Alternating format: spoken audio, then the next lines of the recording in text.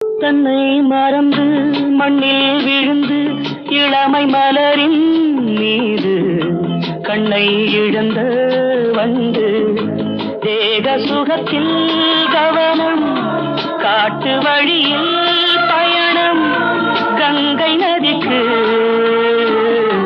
மண்ணில் அணையா இளமையெனும் பூங்காற்று.